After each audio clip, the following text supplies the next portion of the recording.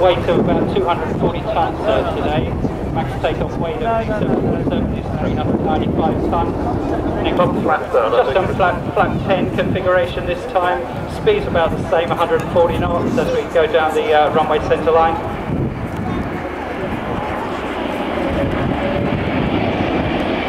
Beautiful view. And of course, if you're not